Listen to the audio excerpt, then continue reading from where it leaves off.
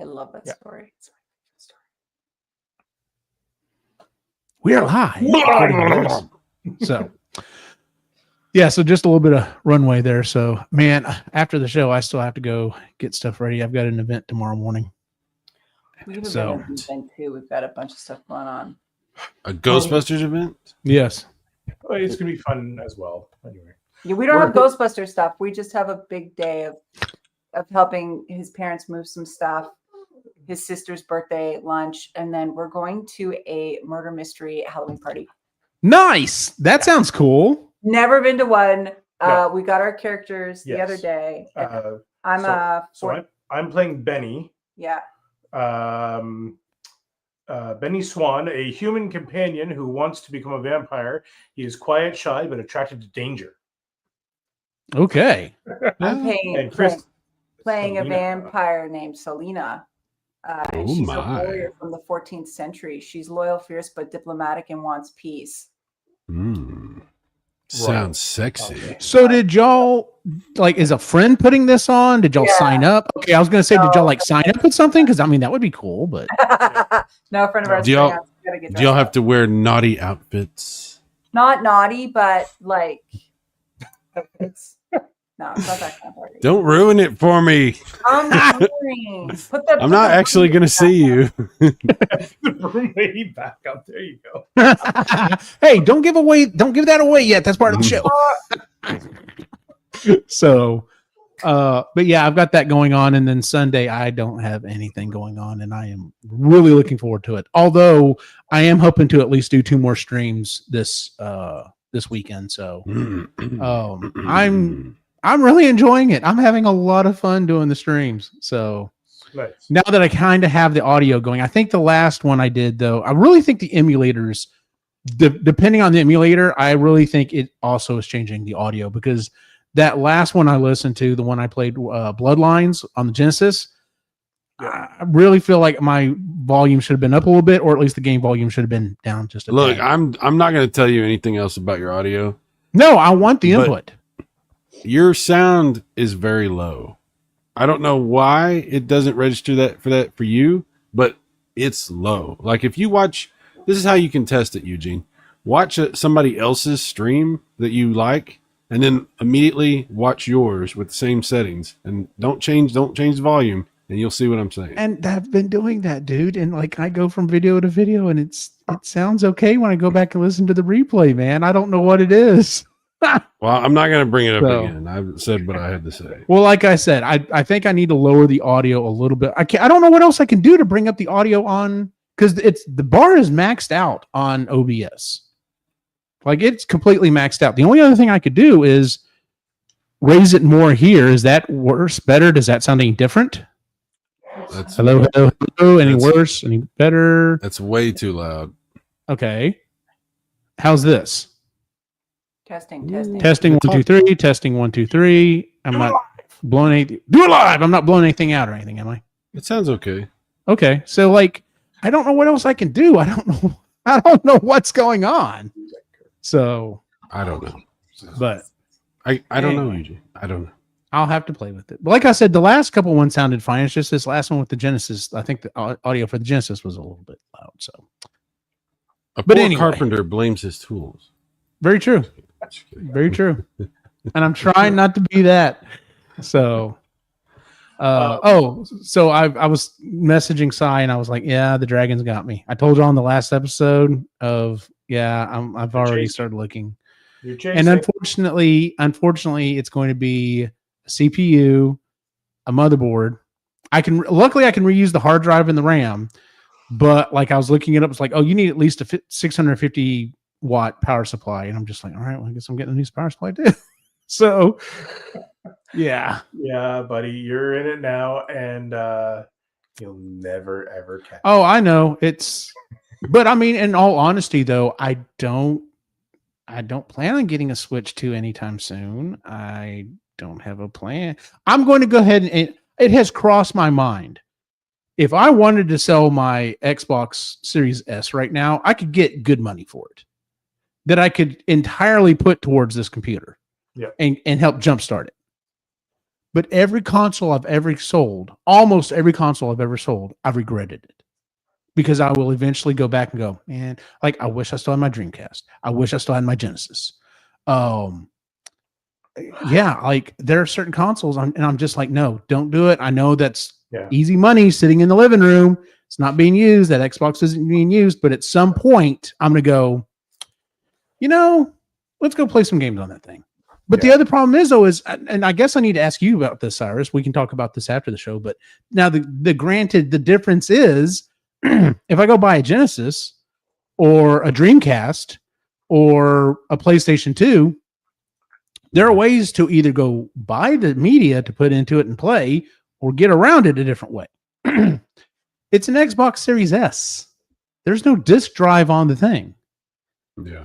So if I still had an original Xbox, I can't go to their store and download games, can I? Download games from the store.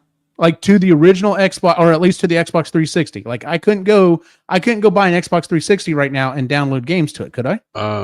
Only games you've already bought. Okay, or if you buy them on the new storefront. Okay. That are 360 games. Then yes. Okay, then it might be worth holding on to the console because then, like I said, are you talking about getting rid of a 360? No, I'm talking about a Series S. If I were to get rid of a Series S right now, yeah. Or I'm sorry, let me flip that over. If I were to hold on to the Series S, what's the likelihood in the future I'm going to be able to get games on that thing? Well, I think that Microsoft is planning to integrate Xbox into Windows at some point, and I think all of your Xbox stuff is going to be accessible on just about anything you want. So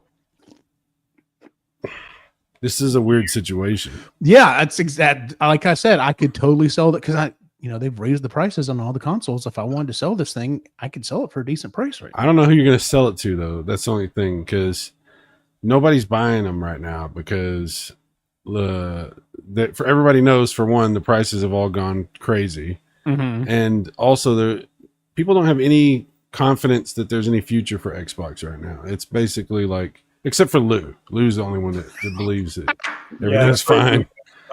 You're wrong, buddy. Like, it's just... I give Lou such a hard time about this. We love you, Lou. We love you. Yeah, he's not watching. Don't apologize. That's right. He's not watching. Screw him. I'm with you guys. I'm really disappointed with what's happening with Xbox. It's just it's shocking shocking to me the decision making that's been going on and just letting their fans down big time. Well, just today they announced Halo is coming to PlayStation. Really? Yep. Wow. I'll be right back. I like the Wii.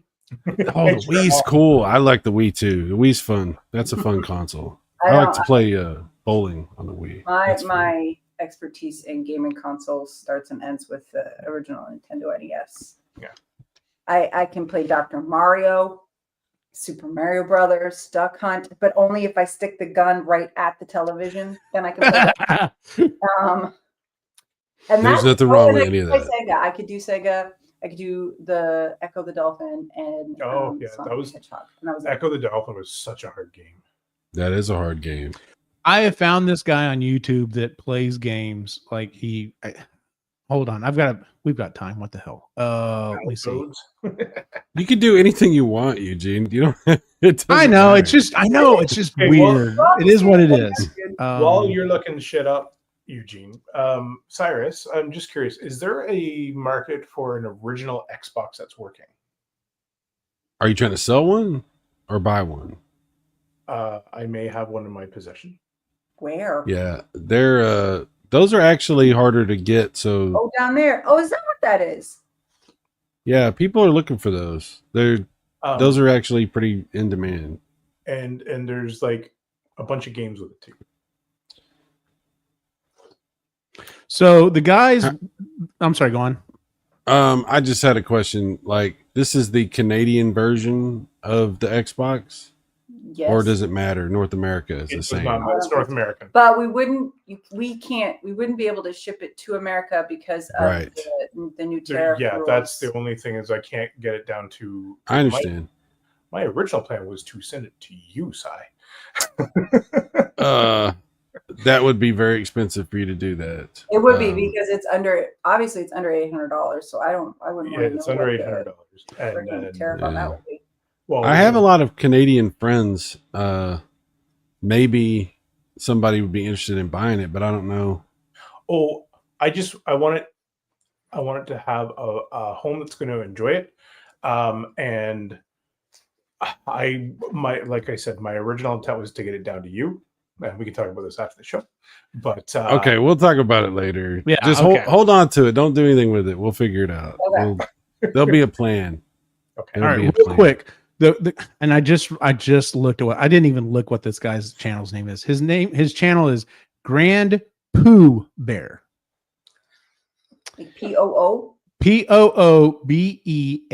Grand Pooh Bear. Anyway, the thing is he plays these games, and literally the title is the game no one can beat dash and whatever it is. And it's things like Silver Surfer, Where's Waldo, Lion King, Super Ghouls and Ghosts, Jurassic Park, Bart versus the Space Mutants, Echo the Dolphin. Yep. The thing is, though, is he uses no cheats. He's playing on OG hardware, and literally as it's going through, it's like, well, day 2. He's like, well, let's give it another shot. Yep. He won't use continues either. That's the other thing. So whatever lives you start with, that's what you got. And I'm just like, geez, man, I don't know how the hell you did that. Like Zombies Ain't My Neighbors. I didn't think that was the only reason I beat that game is because I had cheats turned out the wazoo. And even then I still don't understand how I was able to beat it. Like it was ridiculous. That game is I love that game, but it's just not, it's not beatable. It's ridiculous. All right. All right. I guess let's go ahead and get started here. So where is that? That's it. Media stuff. Okay, here we go. 3, 2.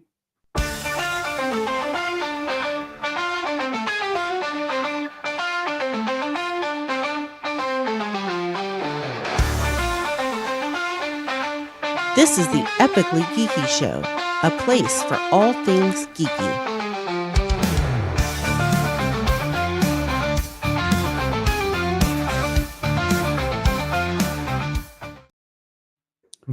Welcome back to the Epically Geeky Show, episode number. I don't even remember what episode this is. We'll figure it out later. 1 billion. Let's just say 5 billion. I'm your host for the evening, Eugene Stevens. Let's go ahead and look into our opening question real quick. Our opening question is, what was your go-to Halloween show / movie / book as a kid? Ray. Yeah, the only one that really sticks out in my mind that I remember like actually looking forward to was Casper. I had a crush on Christina Ricci, and yeah, I was like, I can watch this movie. This is good. Fair enough. Chris? I had to look this up because I couldn't really remember what I watched. So Casper, obviously. Well, yeah, but for different reasons. Devin Sawa. Yeah. Okay. Yeah. The Addams Family and Addams Family Values. Yeah. Ernest Scared Stupid. I was trying to explain this to one of my little kid's friends, and I'm like, this is dumb. Yeah. But it's funny as well. I remember that now.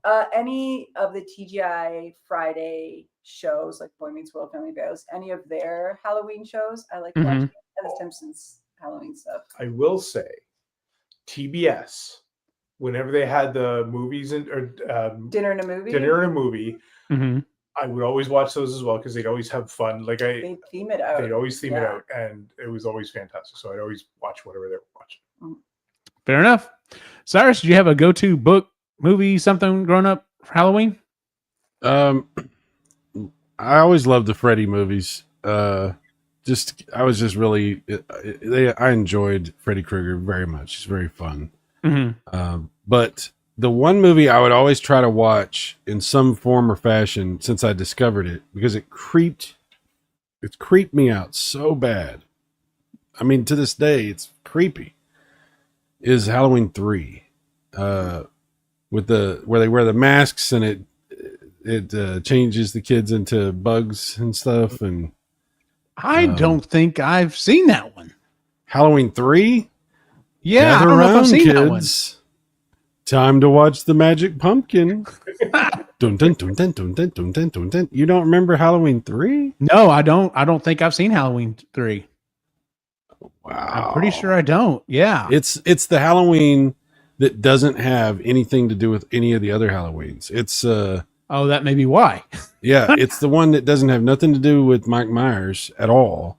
It's a completely separate thing. It's called Season of the Witch. Mm-hmm. And it's like there's this conspiracy from this mega corporation that they're giving away all these Halloween masks to everybody, and they're going to have this real special giveaway on Halloween night where everybody needs to watch the TV, put on your mask, watch the TV, gather the kids around, and the kids all put on the masks, and then it puts this big pumpkin on the TV screen that starts flashing, making this crazy music. Have a happy Halloween, Halloween, Halloween. You don't remember this? Okay. Nope. But it's super creepy because there's a chip in the back of the masks that when this thing activates from watching this thing on TV, it causes like this magic, because it's like this company's made by like witches and warlocks and stuff, and they're trying to kill all the kids. So this chip activates from this commercial, and it like shoots like a beam of something into their head, and then all these bugs come out of their mask, and they'd like decay and turn into like crap, and it's horrible. It's scary and weird and disturbing. Yeah, I have never seen this one. Yeah. Check that out. Check it out, dude. It's good. The main bad guy is the old man from RoboCop. Mm-hmm. He's super creepy. He's super creepy. Just looking it up. Kids all over America want silver shamrock mask for Halloween. Dr. Daniel Chalice seeks to uncover a plot by silver shamrock owner Colonel Cochran or whatever. But yeah. Fine. And that guy, I don't know what I've seen that guy, the hero. I don't know what I've seen him in, but in this, he's fantastic. He does a great job of, especially at the very end, which I don't want to spoil for you if you haven't seen. Don't spoil it, because I might be able to talk like Nick into watching it with me or something. So you won't forget it. You will never forget it. Okay. Fair enough. You by talking about that one, you reminded me of another one that I used to watch with Tara Holiday, and always around Halloween, and that was Candyman. Oh yes, the first one, Classic. the first Candyman. No. The first one. That is a creepy movie. That is, and Tony Todd. Yeah, fantastic. He's I'm so upset that he passed away. Yeah, because wow, what a talent. And he was in all those Star Treks, and he did all that stuff. Tony Todd's got this crazy career, but Candyman, that is a brutal, savage, disturbing, creepy ass movie. And that's one of the horror movies that you watch and you're like, oh, this is a little too this is a little too much. Like, yeah, it was. They went a little too far with this one. Yeah. You'll not be watching. No, you won't be watching. It's definitely not a Chris movie. So, my go-to growing up was always just The Great Pumpkin. Like my family, we just always watched it or whatever. And then as I got older, I would start to like.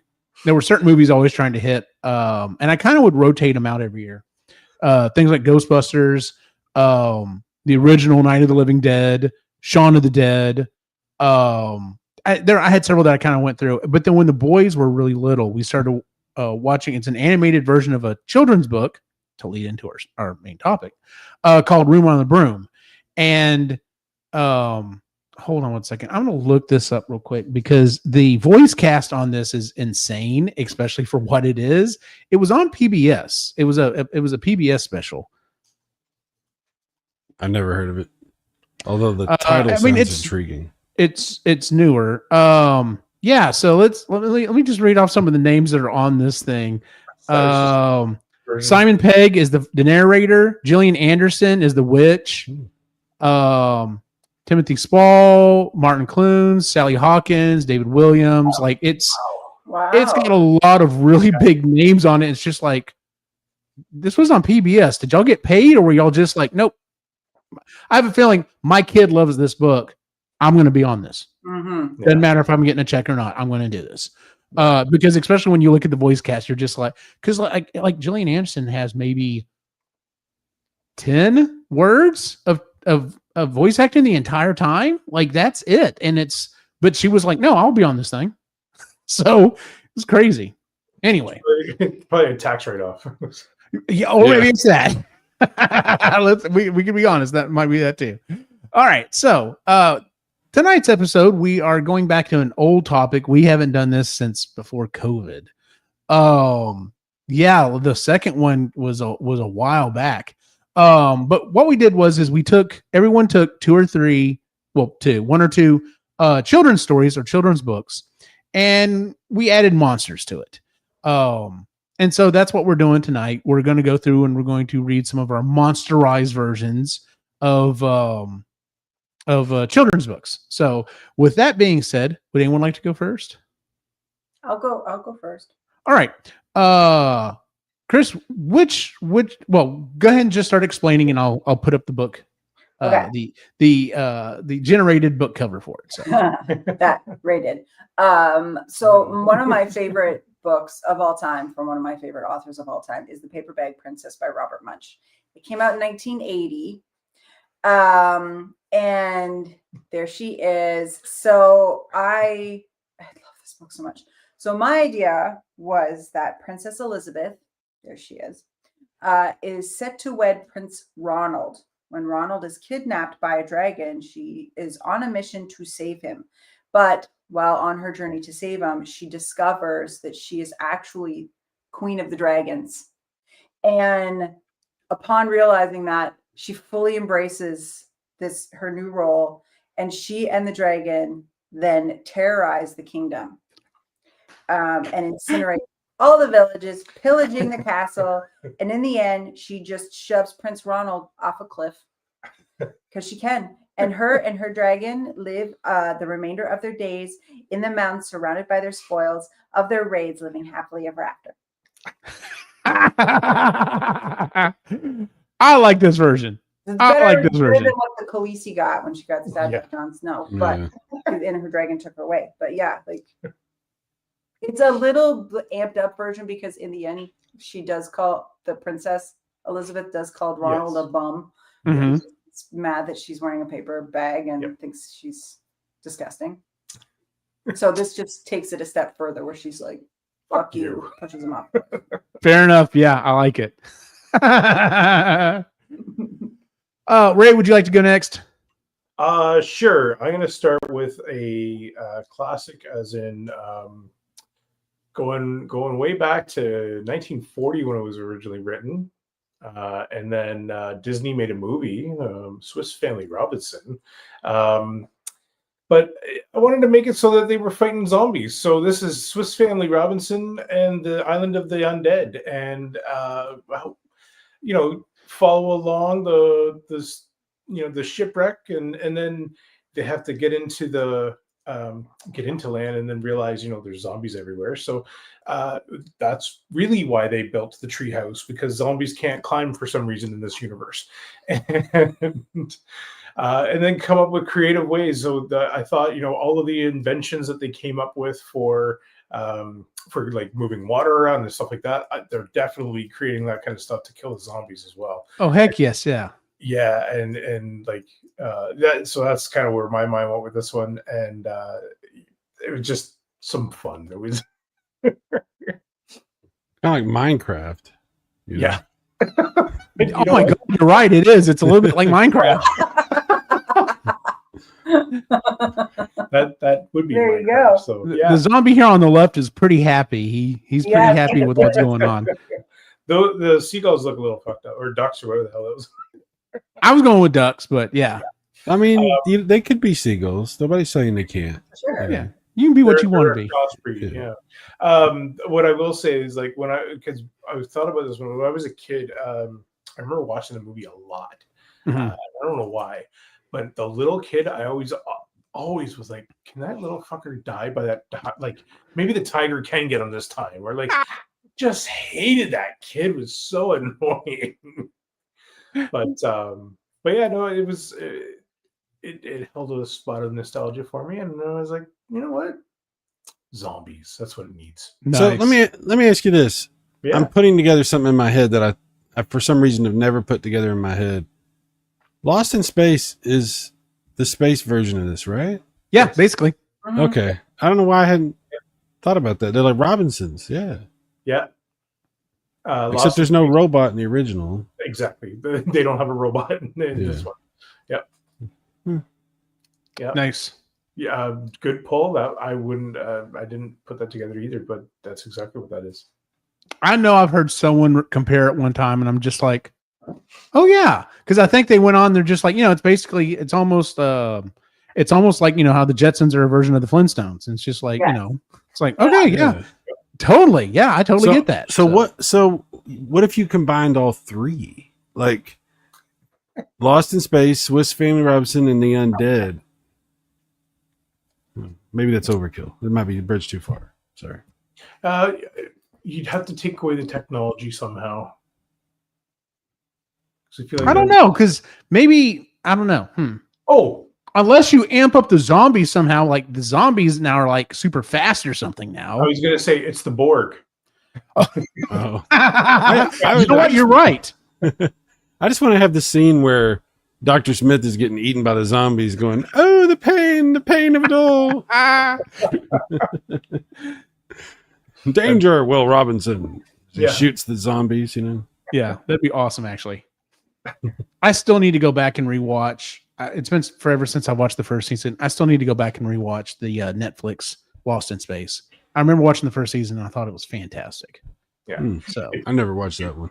If you're gonna do a crossover with Lost in Space, though, I think it's got to be Aliens. Oh, wow. That's not going to go well. Be over pretty quick. Unless Robot becomes like really badass all of a sudden. So, but can Joey from Friends come back and do his? Yes, just fair enough. Just for the first scene. Just for the first scene, he dies immediately. Comes right to his chest. Away you go. I thought that movie was okay. I didn't think that movie was bad, but apparently everyone else did. It has some stuff in it that's problematic for a modern audience. They explore the Lolita factor like they do in Professional a little bit, but from the opposite end. I don't know from the opposite end, but the little girl's obsessed with Joey, and like it's a whole thing in Lost in Space, the movie. It's very interesting. Sorry, while you were talking, Last Line jumped in the chat. He was saying he had breakfast for dinner with some egg bites in the oven and some butter toast with jam. That sounds like a good dinner. So, what does that mean? Egg bites? What is that? What does that mean? They're like little egg bites. They're like made in a little muffin tin. It's like egg whites, and usually it's egg whites, or you mix it in like full on eggs, and usually spinach or cheese. Yeah, and some people put Greek yogurt in it to make it more like even have more protein in it. So yeah. Oh my, very fancy. Like a quiche without the crust. Yeah, there you go. So it's like, is this a Canadian thing? Sup, gents, I made breakfast for dinner. Made some egg whites in the oven with some butter toast with jam. Very distinguished. Actually, Melba toast that would actually be pretty good. I was doing my Ernest's mother. Remember when he would dress up and he'd do the "My son is in trouble again"? Oh God, I love. Oh my God, I forgot about that, dude. You're talking about Ernest Scared Stupid. That movie's hilarious. That movie is. That's a great one. Jim Varney. Oh yeah, who's an amazing actor. Yes, yeah, so funny. That's I grew up with Ernest Goes to Camp, and that was like. Oh my God, Ernest Goes to Camp changed. Like that was when everyone was just like, "Wait, Ernest can act like and sing? Like what the hell? Like what's going on, man?" Like I thought he was just like this one bit two-dimensional character, and like, no, let's keep making movies with him. I mean, they are funny as hell. So Ernest Saves Christmas is my favorite. That's Is my it? favorite. That one's good too. But Ernest Goes to Jail is also really funny. It kind of died off after a certain point, but he did several really good ones. He did, yeah. Oh my god! A raspberry fruit reduction with grass-fed butter on brioche. Nice last line. All right, I'm going to go into my first one. I'm considering this the lesser of the two. I went all out on this, and I basically rewrote the entire story. So I'm going to perform these real quick. Oh, okay. The first one that I did, I said is kind of the lesser of the two. This is one that I was really popular when my boys were little. It probably still is really popular, but I mean, my boys are 13. They don't care anything about this. But it's the Llama books. Now, I've heard lots of people go, I hate these books. And I guess it's a lot like a lot of other children's books or TV shows or something like that. And it's just like, you're either okay with it or you've probably heard it so many times. It just annoys the hell out of you. And I will say the books are very simple, very, very repetitive. But yeah, so I did I think it's the first book in the series, Llama, Red Pajama. So Llama, Red Pajama. All right, here we go. Okay. Llama, Red Pajama reads a story with his mama. Mama kisses baby's hair. Mama Llama goes downstairs. Llama, Red Pajama feels alone without his mama. Up to this point, I have not changed anything. Oh. Okay? I haven't changed anything. Okay. Actually, no. Going down even further, I haven't changed anything. So anyway, Llama wants a drink, but Mama's at the kitchen sink. Llama, Red Pajama calls down to Mama, his Llama mama. Mama says she'll be up soon, but baby Llama hums a tune. Llama, Red Pajama, waiting for his mama. This is where I start to change. Okay. So just you have an idea of what we're reading here. So I'll go back and do that last one. Llama, Red Pajama, waiting for his mama. Mama isn't coming yet. Baby Llama starts to fret. Llama, Red Pajama, whispers softly to his mama. Mama Llama starts to groan. Baby Llama starts to moan. Llama, Red Pajama listens quiet to his mama. Mama Llama isn't doing what baby Llama wants her doing. Ooh. Llama, Red Pajama hollers loudly at his mama. Baby Llama screams and shouts. Mama Llama cries and pouts.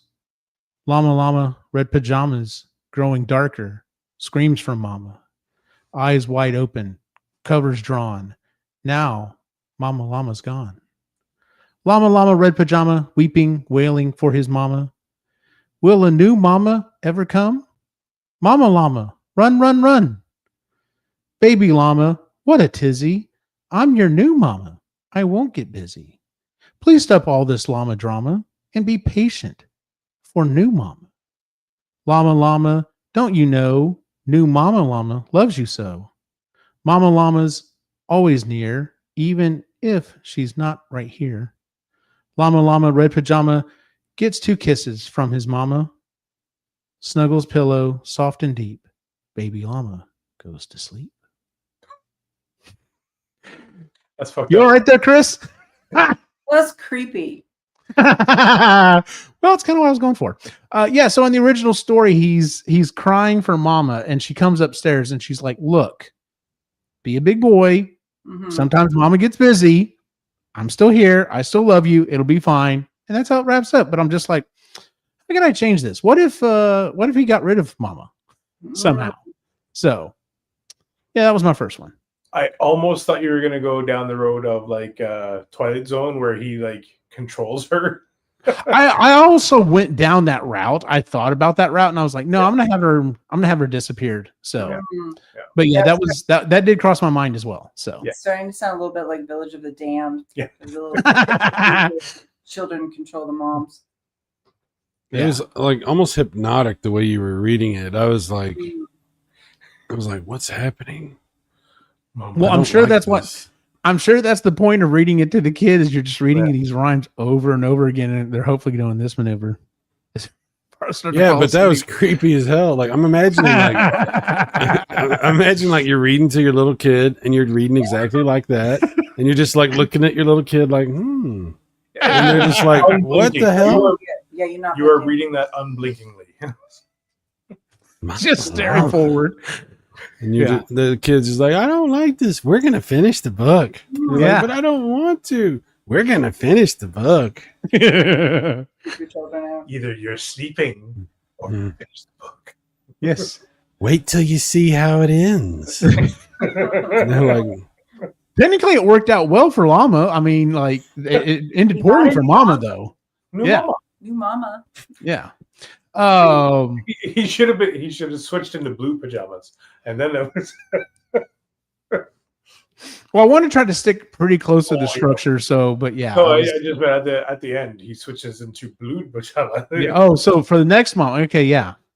Oh yeah, I should have done that. I should have changed it at the end. So it would have been good at the end to just repeat like over and over and over and over the same thing, like no escaping Mama Llama, no escaping Mama Llama, no escape, like just over and over. See, y'all are going from the aspect that Mama Llama is the problem. Like obviously it's Baby. Baby's the one that caused Mama to go away. Yeah. So well, okay, that's true. But that could have definitely been the other way around it. So because I was like, do I make him the problem or do I make her like a monster or something? Because I thought about that route as well. So the point of the story, then, the moral of the story is that you're reading the story to your kid because your kid is bad. Yeah, essentially. So you're trying to like, okay, our discipline hasn't worked, so we're going to ruin your brain. You're going to learn. This is called scare therapy. So trauma, llama trauma. Yeah, trauma llama. There we go. That's a whole other series right there. Trauma llama. I've got llama trauma. There's all these groups of people that had this happen to them, and they have therapy. Even as they're adults, they're trying to overcome this terrible thing that happened. That's the adult version of this book. Like that's the one they write for adults to. Yeah. Like, have y'all seen y'all know what Little Golden books are, right? Yeah. Yeah. Have you seen the Little Golden books they've done for like adult movies and stuff? I say adult movies, like actual movies and stuff. Like I think I have back here, they did it for like Ghostbusters. So they did a Ghostbusters version of that. There's a version for Alien. Okay. And I'm just like, adult those are movies, cool. And I was like, what? Yeah, I'm sorry, wrong adult movie. I'm thinking, anyway. Wow. There's a lot of rhymes in this one. Like, hold on. All right, Chris, you want to go on to your next one? Sure. All right. This one is The Giving Tree by Shel Silverstein, published in 1964. Only there it is, right there. The Giving Tree. This book always pissed me off. It made the rounds at church camp because it's all about, giving of yourself and all religious crap. Anyways, but it always annoyed the crap. And I hated the boy. He always bugged the crap. Boy was a me. piece of shit. He was a piece of crap, and the tree was too giving. It was like martyrdom. Anyway, so this is how I switched it up. As the apple tree and boy grow up together, the tree takes care of the little boy, feeling it is its duty. But as the boy grows up into a man, the tree realizes the boy is entitled and useless. Upon the man asking for more, the tree snaps and rising up strikes the boy down. The tree and the rest of the forest, feeling taken advantage of by the humans, storm the town, killing everyone in it. The trees demolish the town, erasing evidence of the town and its people, and reclaim the land. Decades later, another boy comes across the forest. Dum, dum, dum. So basically, they're ents. Yes. Nice. It was like, what's it about? I'm like, it's the Giving Tree, but with homicidal ents. That's what you get. That's the elevator pitch right there. Yeah. It's the Giving Tree with homicidal ents. Should have been like, shut up, boy. I'm not giving you crap. Stop asking me that stuff. Go do it yourself. It's the trees to orcs. Yes. It's the ends to orcs. It's Isengard. Yes. Yep. Fair enough. Yeah. Fuck you. Now, does I want to talk about his? We can flesh this one out. I don't have one. All right. Picture. Well, but that doesn't really. I didn't understand what we were doing. My picture doesn't. Do you now? You know now. I do, but I don't even know children's books. Like I was sitting there trying to think of children's books, and I was just like, I couldn't even tell you what a children's book is. It could also be a nursery rhyme. I'm like, you could just take it. I'm about to download it here. You could just take it and go off of the nursery rhyme and work. Well, that's why I came up with what I came up with. The one thing that I did, and I had another one that I was thinking of, but I could never get ChatGPT to make the image. I tried all day, and it kept telling me it was working on it, and it never did nothing. Don't you hate when that happens? Yeah. That one, the one that didn't work out was I was mixing Frankenstein with the Frosty the Snowman. Ooh, that'd be good. Yeah, and so like Frosty was Frankenstein the monster, and he was going through town. He was misunderstood, but the kids loved him, and they danced through the streets. And so, yeah, this is what I came up with. So Clarice the little lamb. Clarice had a little lamb. Clarice is white as snow. Yes. My. And one day she ran away. But the farmer chased her down. Oh, he would definitely have to read that. Oh, what became of that little lamb? What became of your sweet little lamb, Clarice? Yeah, that's a cool movie. But talk about a disturbing movie. I don't know if I'd say it's a Halloween movie because it's.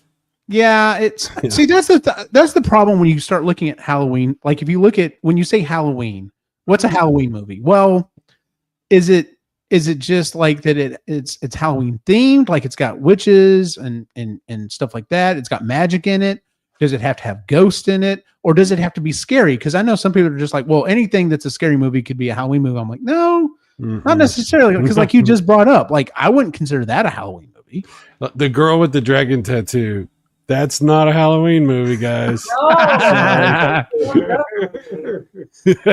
David Fincher. Anything David Fincher did. No. Seven, not a Halloween movie. No. No. Absolutely not. Some of the scariest movies are not Halloween movies. Jacob's Ladder. That's another one. That's like, ooh, disturbing, stays with you, but not Halloween. In fact, I think honestly that when you talk about scary movies, there's a fine line between a horror movie and a horrible movie that's scary and disturbing. You know, because a horror movie in general to me is a little silly. It's not going to get too deep into the trauma. It's going to be more like, let's have blood and guts be fun. You know, that's more of a horror movie. You know, Phantasm, Friday the 13th, Nightmare on Elm Street, the Texas Chainsaw Massacre. Maybe not the first Texas Chainsaw Massacre. That might be it's a little on the other way. Yeah. Some movies blur that line, like Heredity. Have you ever seen Heredity? No, but I've heard a lot about it. There's a line, and that movie in the middle of the movie crosses that line. And but there's plenty of horror movies that are good Halloween movies. You know, The Ring. That's a good one. You know, The Ring. Okay, yeah, I've seen that one.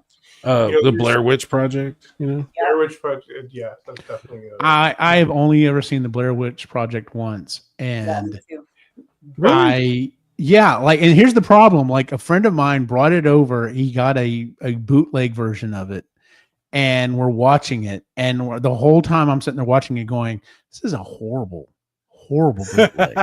This sucks." Because it was a bootleg. Yeah, no, that's the thing though, Sai, is I didn't watch part of it afterwards. I was like, oh no, actually that was a really good bootleg. I was like, I just thought it was like really shaky and everything, like really bad. And I'm just like, can you not hold the camera still in the theater, dude? Like, what is wrong with you?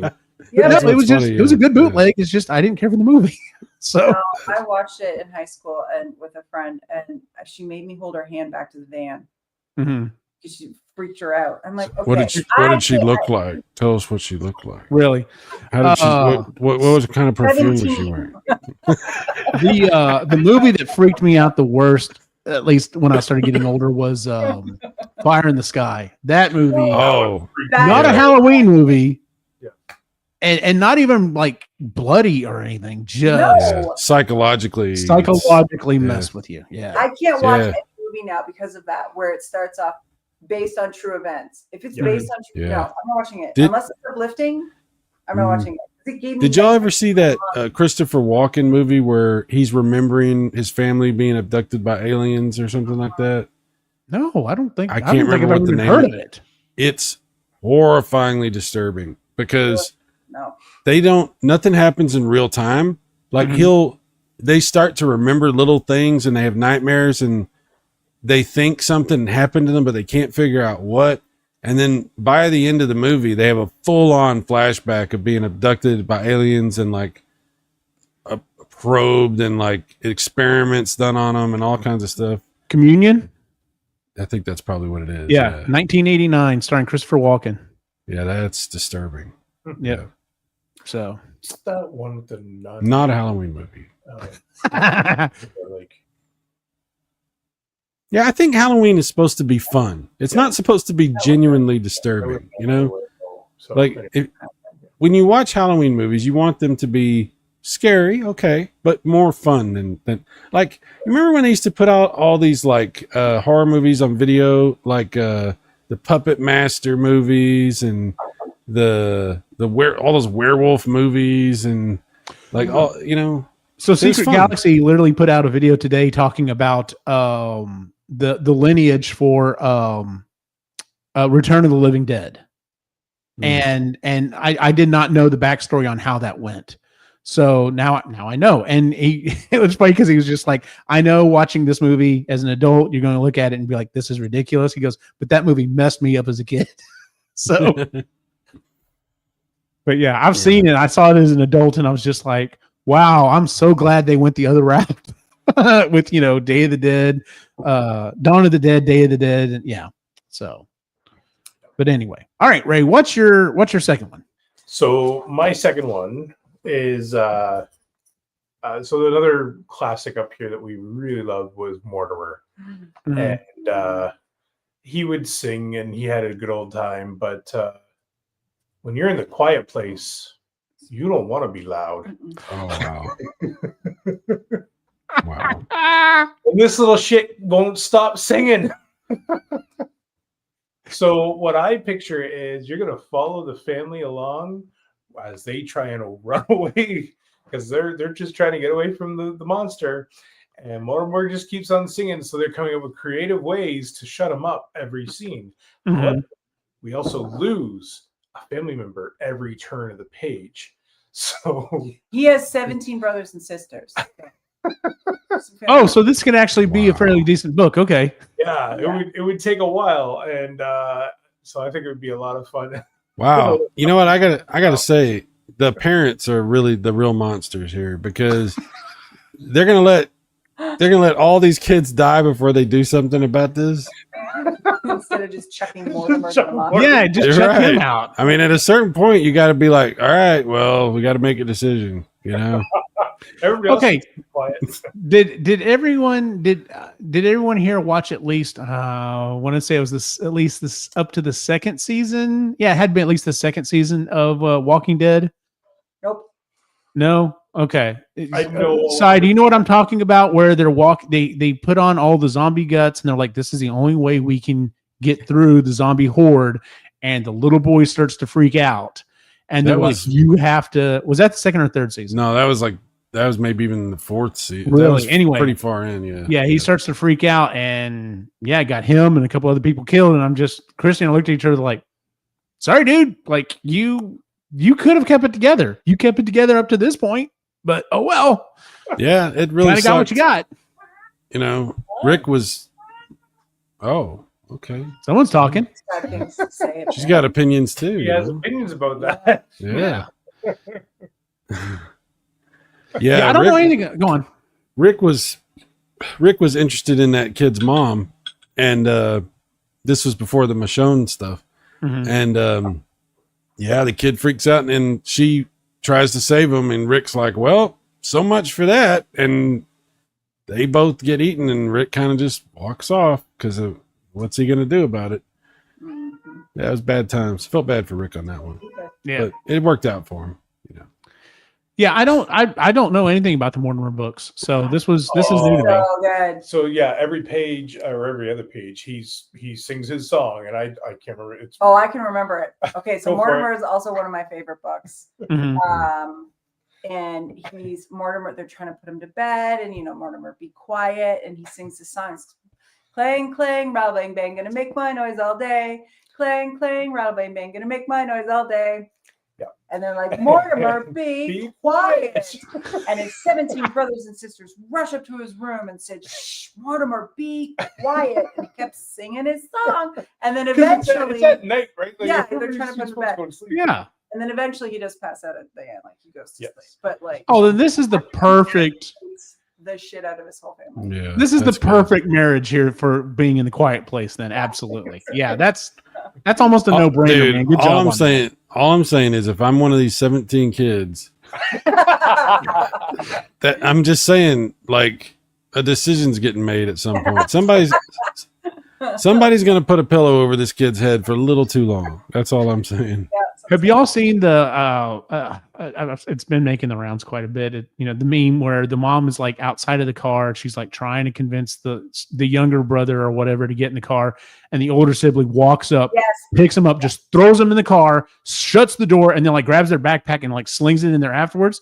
And everyone's just like, "Yeah, good for older daughter." Like, older sister was like, "No, I'm not dealing with this shit." Yeah, I was like that with my younger sister. I was a dictator, to put it nicely. Yeah. I was a dictator. I'm sure if you asked my brother, he More. would agree that I was a dictator. But Yeah, I think my sister would probably agree to that. When we were really little, the older we got, the more she sort of like, she got really clever, Well, really sure. clever, Yeah. and would like do things. She's like, "What are you going to do? Tell mom?" And I'm like, "I can't, because it would incriminate me too." Yeah. I'm like, yeah, fair enough. Yeah. damn it. I'm sorry. And sure, she was getting, she was too clever. Nice. All right. Well, I had one more. And I actually already mentioned the base of this. We never Why'd you read save the this one book. for last? Do what? Why did you save this one for last? Because honestly, it's the longest one for me to read. Because I did the entire book of this one as well. Wow, and I thought it was because it was that you had to wait for like after 11 o'clock or something. No. Like that. You said it was the longest one? Yes. Okay. Okay. Anyway, bump. So I earlier today, or no, I guess it was yesterday before, I said, hey, if you've got your book idea together, let's put it in Chat GPT and see what kind of covers it comes up with. So just kind of going back real quick. Mhm. So here's the Taking Tree. It does very much look like the original, It right? does, yeah. The That one does Paper too. Bag Khaleesi, you can definitely see where it's pulling from the original. Mhm. This is new art, but it very much looks like it could be a classic Swiss Family Robinson book. Same thing for the Mortimer. I looked up a book while we were talking. Yep, it goes along there. The Llama book. Yep, kind of goes along. But the first one that I put in, for whatever reason, ChatGPT, I said, hey, I want Room on the Broom, and I named some of the characters that are being changed in it, and it came up with something. And I'm not hating it. I'm just saying. But here's my version of Room on the Broom. So, and I tried to stay with the rhyming scheme as much as possible. Look we at the cute kitty cat. Yeah, the kitty cat. The witch had a cat and a very tall hat and long ginger hair which she wore. Okay, real quick, before I go any further with this, how do you say PLAIT? Wait, spell that again. PLAIT. Plate Plate. Okay, or plat. that's what I thought. Plate or plat? Yeah. Apparently, though, if you put it into Google and say, how do you pronounce this? It's play. And I'm like, the witch had a cat and a very tall hat and a long and ginger hair, which she wore in a play. Plat. So I'm going to pronounce it as plat. It's plat, yeah. Okay. All right. It's So anyway, just understand, not that you're actually getting the transcribed version. So, my son's here. Well. Of course, Epicly's here. All right. So this is, of course, the one he jumps in on. Ah! All right, here we go. I want to come back to something with the well thing in a minute. All right. Actually, you want to do it before I start reading? Well, I was just going to say, whenever somebody says well, immediately I remember The Nightmare Before Christmas, because the Oogie Boogie Man sang the song, well, what have we here? Santa Claus, huh? Ooh, I'm really scared. That's You're the right. one everybody's talking about. You're ancient, you're ugly. I don't know which is worse. I might just spit a scene now if I don't die laughing first. Wow, someone knows that movie. I used to have the whole song memorized. Nice. I don't have it anymore. Yeah, I used to watch that one from time to time. It hits the rotation, so that's one of well, those things. well. That's one of those movies that either really hit with some people, or you were just like, no, I don't get it. Like, it is what it is. So, okay, real quick. No, we're gonna get to it in a second. All right, here we go. Room on Broom. The witch had a cat and a very tall hat and a long ginger hair that she wore in a plait. How the cat purred and how the witch grinned as they sat on the broomstick and flew through the wind. But how the witch wailed and how the cat spat when the wind blew so wildly it blew off her hat. Down, cried the witch, and they flew to the ground. They searched for the hat, but no hat could be found. Then out of the bushes, on thundering paws, there bounded a werewolf with the hat in his jaws. He dropped it politely and eagerly said, as the witch pulled the hat firmly down on her head, I am a werewolf, as fierce as can be. Is there room on the broom and in your army for me? Yes, cried the witch, and the werewolf jumped on. The witch tapped the broomstick, and whoosh, they were gone. Over the fields and the forest they flew.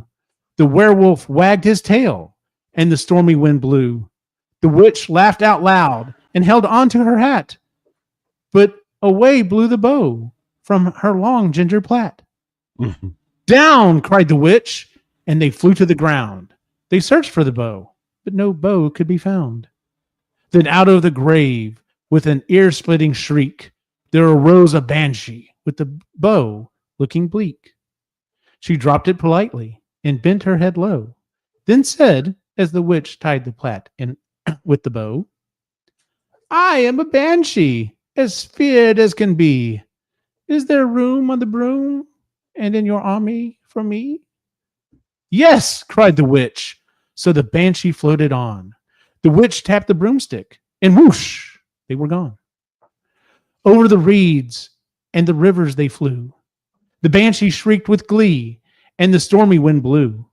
They shot through the sky to the back of beyond. The witch clutched her bow, but let go of her wand. Down, cried the witch, and they flew to the ground. They searched for the wand, but no wand could be found. Then all of a sudden, from out of the pond, crawled a dripping, wet serpent with a dripping, wet wand. He dropped it politely, then said with a croak, as the witch dried the wand on the fold of her cloak, I am a serpent, as gruesome as can be. Is there a room on the broom and in your army for me? Yes, cried the witch. So the serpent climbed on. The witch tapped the broomstick, and whoosh, they were gone. Over the moors and the mountains they flew. The serpent grasped tightly, and the broom snapped in two. Down fell the cat and the werewolf and the serpent like a log. Down they went tumbling and into a bog. The witch's half broomstick flew into a cloud, and the witch heard a roar that was scary and loud. Ah,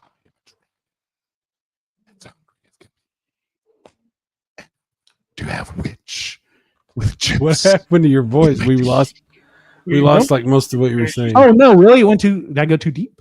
I guess. Must have. All right. I am a dragon, as hungry as can be, and I'm planning to have witch with chips with my tea. No, cried the witch, flying higher and higher. The dragon flew after her, breathing out fire. Help, cried the witch, flying down to the ground. She looked all around, but no help could be found. The dragon drew nearer and licked his lips, said, maybe this once I'll have witch without chips. But just as he planned to begin on his feast, from out of the ditch rose a horrible beast. It was tall, huge, and powerful, and scaly and furred. It had 4 frightful heads. It had wings like a bird. And in a terrible voice, when it started to speak, was a shriek and a growl and a croak and a shriek. It clawed and it roared as it strode from the ditch. And it said to the dragon, be gone. That's my witch. The dragon drew back and started to shake. Oh, sorry. I've made a mistake. It's nice to have met you, but now I must fly. And he spread out his wings, but he did not reach the sky. The monster ripped it apart with a laugh and a scoff, then turned back into 4 creatures once the magic wore off. Well done, my minions, the grateful witch cried. Without you, I'd be in the dragons inside. Then she filled up her cauldron and said with a grin, find something. Everyone, throw something in. So the serpent found an eye. The cat found a nail that was ingrown. The banshee found a scale, and the werewolf found a bone. They threw them all in, and the witch stirred them well. And while they were sitting, she muttered a spell. Iggity, ziggity, zaggity, zoom. Then out of the cauldron rose a new broom. With seats for the witch, and the werewolf, and the cat. A lantern for the banshee, and a tank where the serpent once sat. Yes, cried the witch, and they all clambered on. The witch tapped her broomstick, and whoosh, they were gone. That was pretty long. Well done. Well, like I said, I wanted to redo it. So, Well, I don't know what y'all were imagining while this was happening, but in my imagination, there was a lot of innuendo. That's all I'm saying. I have read a paranormal romance based on this. 100%.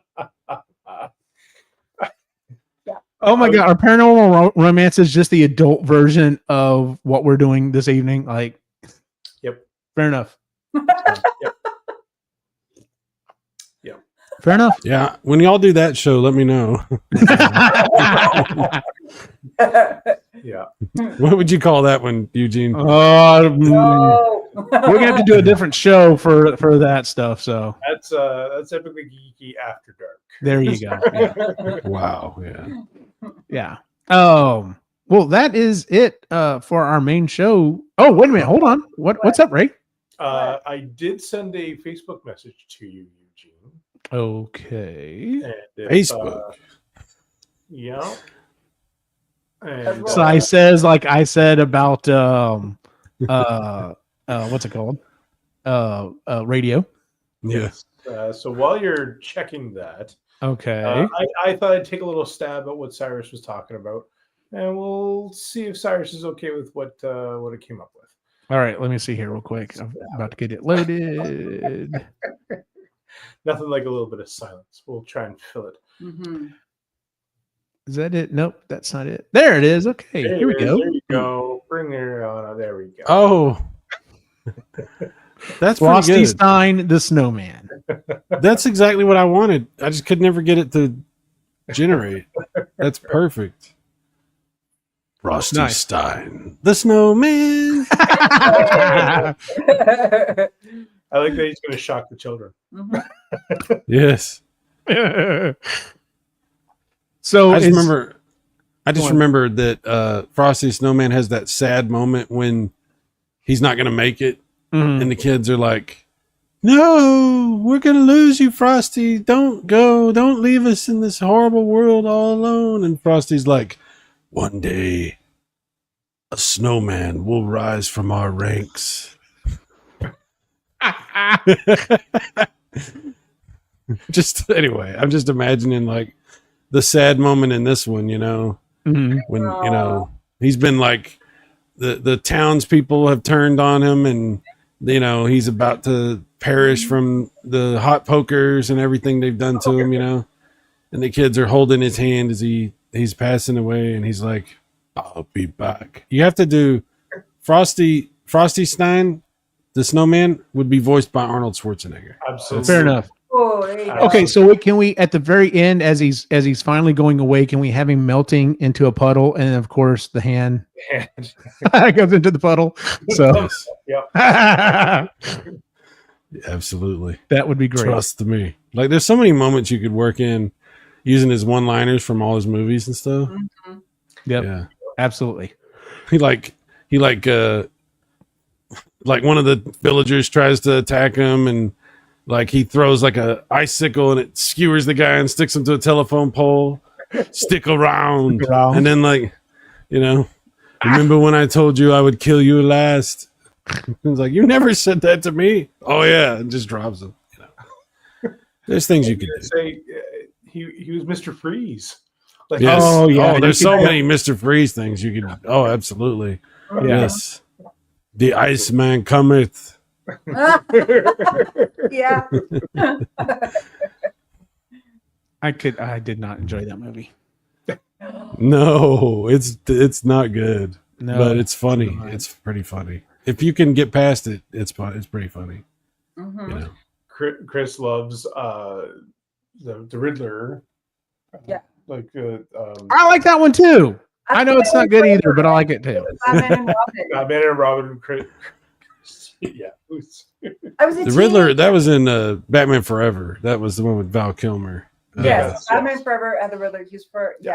And then Batman. I was a teenager. It was Chris O'Donnell. I'm sorry. I will say though, U2's one of their That was Batman Forever. That was Batman Forever. I know, but that was like, I love that video for "Kiss Me, Kill Me." What is it? Oh, see, you started saying it. And I can't remember. You're right. Anyway, that video, but that song. And love movie. that video. Yes, it was really good. The Seal video was cool. Yes. Kill Me. No, something. Kill Me. Kiss from a Rose. Thrill Me. There's Thrill Me in there too. I don't know. Yeah. Good stuff. Hold me, thrill me, kiss me, kill me. That's there it. You go. Thank you. I think it's an underrated song. Oh yeah, that whole soundtrack is underrated. I gotta say, I was too upset to enjoy Batman Forever because Tim Burton left, and they didn't use Danny Elfman's music, and it wasn't Michael Keaton. So I wasn't on board with it. But going back to it, it's a fun movie. It's not not as good as the Tim Burton stuff, but it's a fun movie.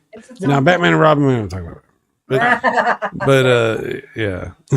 I was listening to a podcast the other day, and they were talking about the soundtrack. They're like, if you go back and really listen, especially the first one, if you go back and really listen to Prince's album, it doesn't match up at all with the storyline. No. Like, he completely had a different movie picture in his head, and they're like, someone should use AI to do Prince's version of the second Batman movie. And I'm just like, oh, there you go. Okay. Now we might have something worth sticking on AI. That would be an interesting thing to come up with. That would be I watched Batman Returns the other night. That movie's really good. That movie, he got really screwed over on that whole thing because of McDonald's, which was so weird. But Batman Returns, I thought it was good back in the day, but it's only gotten better with time. It's actually a really good movie. Danny DeVito, oh my god, great in that movie. He's really good in that movie. And of course, Michelle Pfeiffer's all right. She's okay. She's fine. The fact that she did like a lot of that whip work herself, like, was just like, because they were just like, I've watched them making that stuff, and they're just like, everyone's just watching her do it, and they're just like looking at each other like, damn. Yeah, like, she did that one thing in one take. Ass on that, yeah. Yeah, she was amazing. Yeah. Michelle Pfeiffer. Yeah. Mm-hmm. So Bruno Mars refers to her as white gold. Yeah. Fair enough. So there are a few cosplayers I've seen do that version of Catwoman. One of them almost was taken out of the building with in an ambulance because that latex does not breathe at all, and it was already kind of a warm day, and we could tell when we just saw her when she walked up to our booth, we're just like, are you okay? She's just like, I'm just kind of really hot. And I like went and grabbed a water bottle. I was like, here, you need to like drink this and probably go sit down. And sure enough, 10 or 15 minutes later, like She's too much. they had to get her out of it. So it was too much. So I'm like, that's the cosplay you might can do like up north in winter. Can you only imagine what the Gimp had to go through in that box? Holy crap. In Pulp Fiction, you know what I'm talking about. Okay. All righty. All right. So I mean, he was getting it from all sides. All right. Do we have any more stories to go over? All right. I guess let's go ahead and move on to our picks and pans for the month. I guess we're going to do that real quick. Would anyone like to go first on that? If not, I will. Who? I'll do something real fast. All right. What you got, Cyrus? What's your pick? I got this on Wednesday. I saw you playing it on your stream. Yeah. This plugs into the cartridge port on a Sega Saturn, and you put every game on here. Every game. Okay. And then you never have to mess with discs again, and it's instant loading. It's absolutely fantastic. Well, when you can remember to put every game on there. See, I watched your stream. I watched your stream. Dude, I'll tell you what my mistake. Here's what my mistake was. You put the individual games have to be in individual folders, but there were some that when I downloaded, they were in a folder in a folder. It was the same folder twice, and I forgot to take them out of the second folder and just put them in the first folder. So there was a few games that I had to fix. So there. But the rest of them ran great. But you know what's great about having this, Eugene, is I could play Virtua Fighter 2 anytime I want, and remember the good times, all the great times of playing Virtua Fighter 2, whether by myself or with friends. That's one of the great things about it. Asshole. We'll have to bring up that story after the show. Anyway, did you play them that song I made you? Did you play? No, I have not. I have not played. I made Eugene a very special song. I'll have to share it with y'all. So okay, I got a good laugh out of it. So you got, and then it came from the heart. Oh, it did. Absolutely, it did. Absolutely. The bottom of his heart. Chris, you were saying you had a picker pan? Yes, I'll go. So this month we had our Thanksgiving. We had two. We spaced them out over 2 different weekends, which was very smart because there was so much food. Also, it meant that we got to bring Logan home twice in a row. Nice. Eating week, which was nice. So it was nice to have everybody under one roof again for the week. And then so on Marginally Geeky, we were talking about my book that I picked that nobody liked, which happens from time to time. And that night I started reading a book that my sister lent me. This is the only series that her and I mutually like. And she buys the books, she reads them, and then she lets me borrow them. It's the Pumpkin Spice Latte series. So this latest one is called The Gingerbread Bakery. And I read it in 2 days. Damn. What's the matter with me? This other book that was supposed to be really good, got really great ratings. It was women empowerment. And we all found it really boring. We couldn't get into it and everything. And then I read this ridiculous smut and I'm like, I don't know, 2 days. And then it's over, and because I couldn't put it down. I even said on the episode that after I finished the book, after I finished the Once and Forever Witches, it took me almost 2 weeks to do it, and then I went back and re-listened to Salem's Lot in 2 days. Yeah. I was just I definitely was not feeling that book. No, but the thing is then I'm on the 4th book of this Torrent Witch series that I downloaded off Audible, and the 4th book is called Fabulous Witch. I'm in it. I'm loving it. And I'm just what is the matter with me that there's these critically acclaimed books, but they're books that are very fraught, and they're books that have a lot of peril in them. And I was talking to Ray about it today, and since the pandemic, and during the pandemic, I've worked really hard on myself and finding my peace and working and just really being the best version of myself that I could be. And as a result of that, watching or consuming anything that makes me scared, sad, any kind of negative emotion that I don't like, I don't want to do it anymore. I'm like, if this cannot bring me some sort of positive entertainment, I don't want to read it. I don't want to watch it, because there's these stupid Sarah J. Maas books. They're garbage, but I can't help it. I gobble them up. Like, what's the matter with me?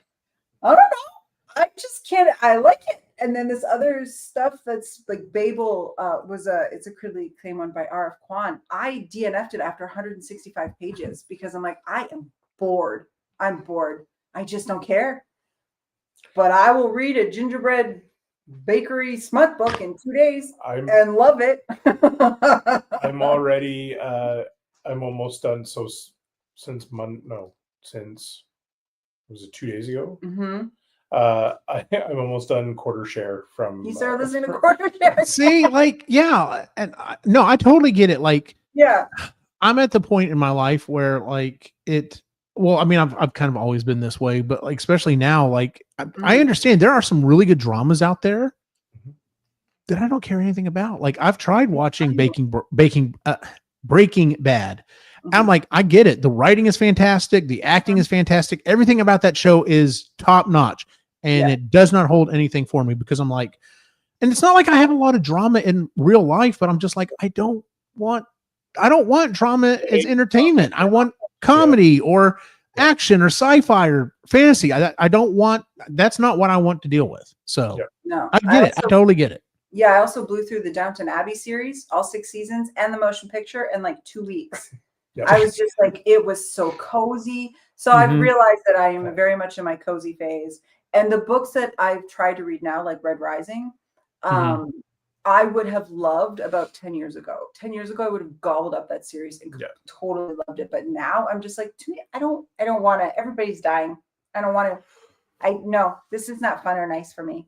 So that's what I discovered about myself today, that I am firmly in my very cozy, comfy face. It better come out well, or I'm not reading it.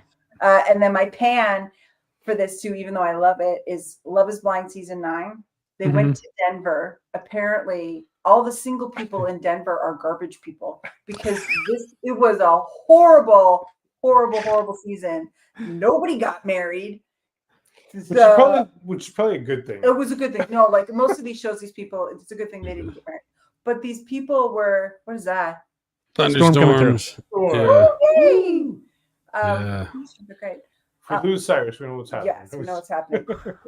But yeah, this season of Love is Blind, they were awful. There was some really, they should not feed these people alcohol. They should because it's funny sometimes, but then other times there was this one girl named Annie. Oh my God. She was talking through her eyes. She's like, I just love you so much. Like, no, for real. And I just want you to love me so much. But you don't, and that's okay, but I love you so much. And she kept going on, and she kept pushing him and pushing him over and over and over again. And finally, he's like, I can't do this. We're having the same fight, and you're drunk. That sounds like me when I'm drunk. Well, half the time. I have 2 versions of me. Anyway.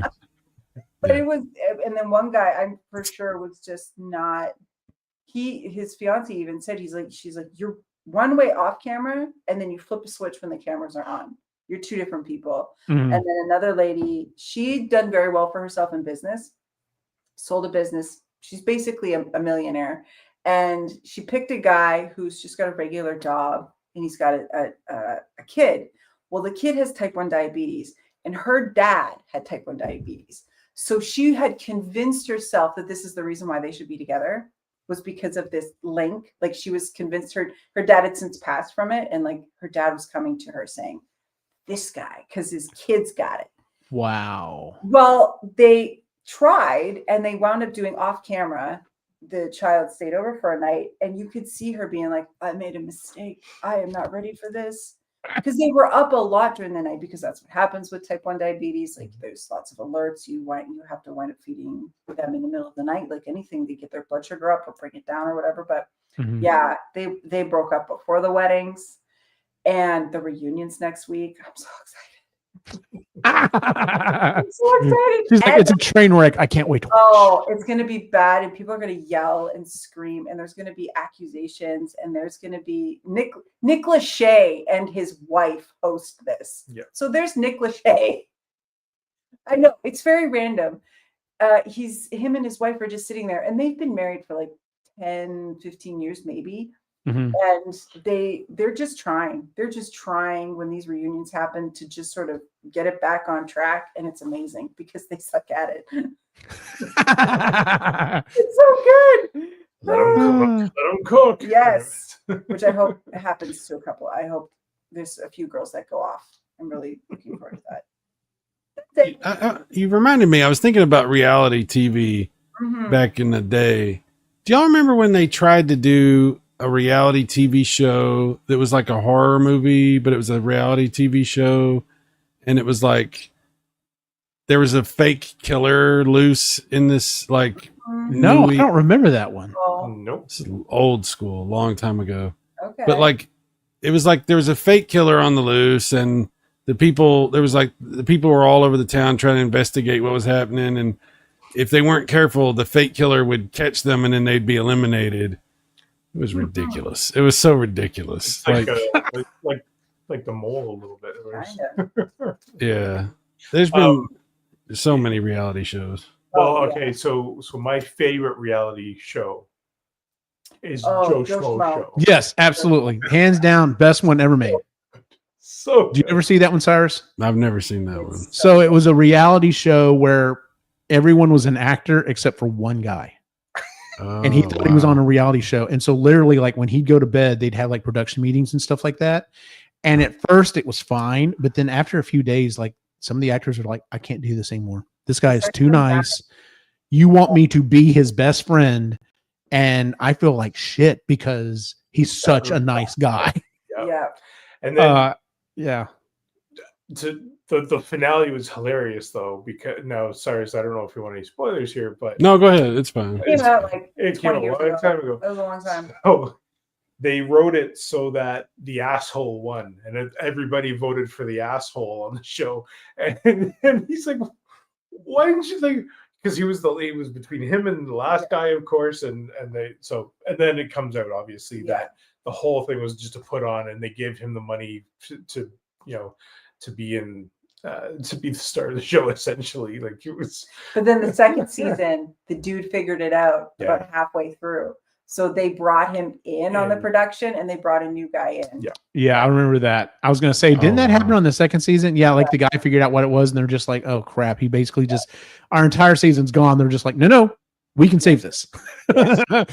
So, yeah, that was interesting. Joe Schmo was awesome. Yes, it was. Yeah, that's the only reality TV show that I can say to this day I still thought was decent. So, Yeah. Ray, you have a pick or pan for us? I'm kind of keeping my eye on the score here. Jays and Dodgers are tied 2-2, and go Jays! Like this is, Jays are in the World Series for the first time since '93. Yep. And it's pretty cool what's happening. I've got a buddy that's at the game right now, and he sent me. Oh, cool. So he's there. Yeah, I heard if Toronto wins that Trump's going to nuke Canada or something like that. I believe Yeah. I mean, I'm not saying you guys need to lose. That's right now. So, Yeah. Anyway. Well, he tore down that east wing and to fix the bunkers or something, didn't he? yeah, that's ridiculous. Anyway. Place, but anyway, I would rather watch reality TV than watch reality on TV. There you go. Yep. Right now, yeah, kind of. Yeah. So, Jays, go Jays, and then other than that, just I'm looking forward to whatever's coming. We'll just trying to chill. So nice. I've got two. The first one is Alex doesn't really like scary stuff. I'm wanting to try to find something that is, Halloweenish, whatever. Kind of racking my brain, trying to figure out what it is I want to show him, and remembered, I know what I need to show him. Dracula, Dead and Loving It. It is a Mel Brooks movie, so it is, by today's standards, it's a little slow, but they laughed out loud multiple times because they were just like, what? And like, some of the very like overt sexual jokes, they're just like, what is the term they say? Not what. They have a term they use. They're just like, what? Like they cannot believe that was just said. And I'm just like, yeah, whatever. So it's funny, dude. So listen, if they say what to you, you just say 6'7", and that's it. Oh, I've already had this conversation. Apparently there's a new one that even they don't understand. It's 4'1", and that pisses me off because I'm like, you were one off from 4'2", and then everyone would have enjoyed it. But whatever. Fucking kids. Get off my lawn. The second thing is my second pick is the only reason I don't have any other pick is because I've been spending all my time streaming video games on YouTube, and I've been having a blast doing it. And that guy down there has been joining me, and it's been a lot of fun. So we need every time I go to stream, Eugene's streaming, so I'm like, well, I guess I'll just hang out and watch Eugene. You know what? I've been covering for you while you recover. How about that? I appreciate it. Thank you. So. But yeah, I've been having a lot of fun in that. So if you're subscribed on YouTube, it's obviously coming up in the thing. But yeah, I've decided I always like to go back and play Castlevania games. I was like, you know what? Let me do that for this month. So I'm cranking out several Castlevania games until Halloween, and then I'll get on a more normal schedule, and then I'll figure out some other stuff to stream so and have fun. If y'all want to watch Eugene crank one out on the stream, come by and watch. Alrighty then. Let's move on to our social media stuff. I can't believe. Anyway, where can we find you? You know what? Before we start on that, I've put this together to help me remember what's kind of happening or whatever. Make sure I mention everything. So, if you would please definitely check us out on YouTube. You can also find us at epicallygeeky.com, where you can find all of the shows we do, including this show, the Epically Geeky Show, Marginally Geeky, Creatively Geeky, Sustainably Geeky, EG Live. Hopefully we'll get a show. We're going to have to do a show next week, Si. There's too much shit that's been happening in the last 3 weeks that we haven't talked about. So there's a lot of stuff. And then, like I said, our newest one, which is EG Gaming, which is just me playing games online. And if you care to maybe throw $1 or so this way, we have a merch store. Go to our website, tpublic.com/user/epically geeky. Or like I said, you can go to Epically Geeky and find it that way. We can find cool shirts, kind of like the one I'm wearing here. And so, yeah, if you want to support us with some kind of monetary way, this way at least you get something out of it. So how much does that shirt cost? It depends on the day. So literally right this minute until I think tomorrow, they have a sale going on, and pretty much all t-shirts, pretty much all sizes are like $16. So okay. Right. Yeah, they're American. Very true. You're right. So because we do have a couple of international viewers, and of course, half of the damn cast, if not more than half the damn cast of usuals. So it's literally Canada, Texas, like nothing in between. So, but yeah, where can we find you online, Ray? The Reluctant Yeti on Instagram, and actually, I am going to post some drawings. I was at some drawing sessions last night as well as the week before, a month before. That I was actually really happy with some of what turned out, and so I'll look for those coming out. Nice, Chris. Mooney Midlife on Instagram. Cyrus. That right there. Down on the bottom of the screen. Super Mega Graphic 64. Yeah. Super Mega Graphic 64. I like retro games and a whole lot more. Oh, look who just showed up. Luke's Awakening. How you doing, man? We're about to finish the show. He's been watching. He texted me earlier. Oh, did he? Okay. I'll tell you what he said. It's funny. All right, yeah. He won't mind that I tell you what he said. He says, "Is this story hour? What is this stream?" We do lots of different things on this stream. I know probably if I was going to really try to dive in hard on YouTube, I should break every single one of these shows out onto their own channel. Although I say that has been the running idea that I've heard from YouTubers constantly for the last several years. They're just like, oh no, you need to make sure your channel is the one thing that you're doing. And if you're going to do anything different, you need another channel for it. Now I'm hearing the opposite. Now I'm hearing several YouTubers that are just like, yeah, I'm just gonna start putting everything together on one channel. It doesn't seem to make a difference the way, and I'm just like, okay, cool. So I've been doing the right thing. We're ahead of the game. We're ahead of the game. So I don't know if I'd quite say that. So I self-sabotage my channel all the time. I get it. I did the same thing, Luke. You know, we all have a problem. We all have had, Eugene, all of us have had a problem with this. Fair enough. Yeah. It's a problem. Here's the thing. Every time I talk to someone, it's just like, oh no, that was last week. That's what YouTube did last week. Now we're doing this. Well, there's that too. Yeah. So constant. It's a constantly moving bullseye. So you want to hear something crazy? Yeah. I put up this little short of Jon Snow with the music, my cat, Jon Snow.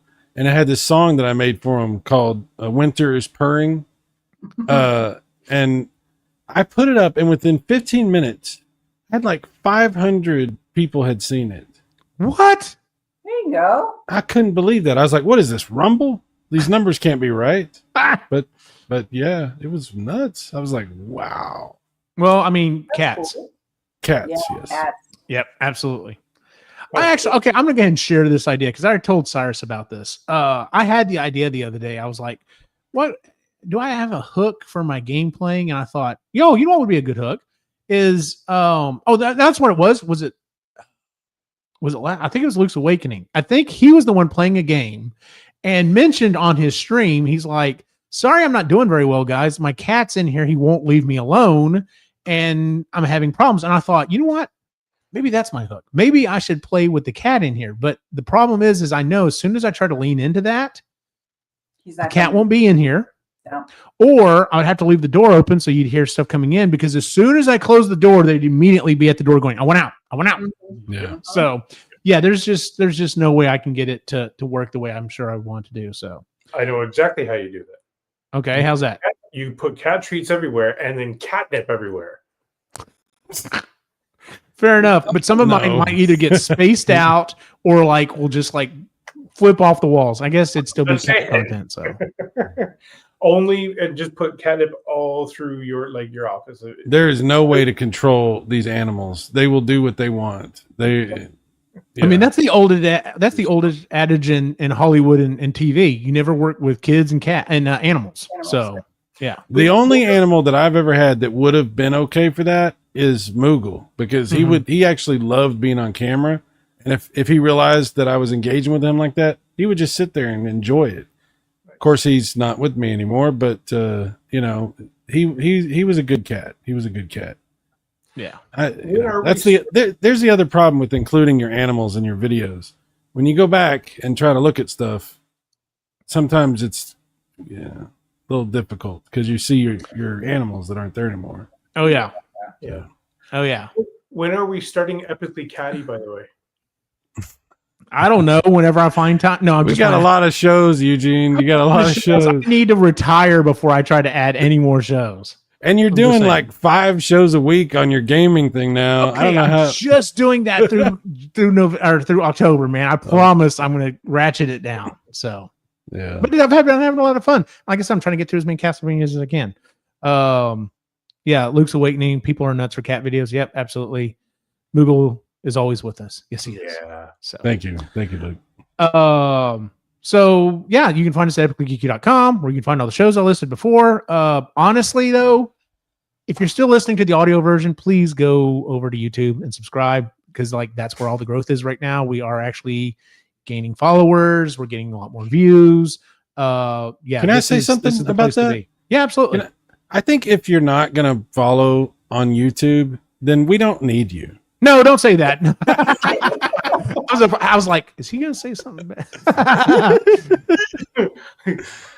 Cut it. Oh, it's Cyrus. You never know. All right. So anyway, if you want to follow my individual wacky adventure, you can find me on Instagram at OptimusGene.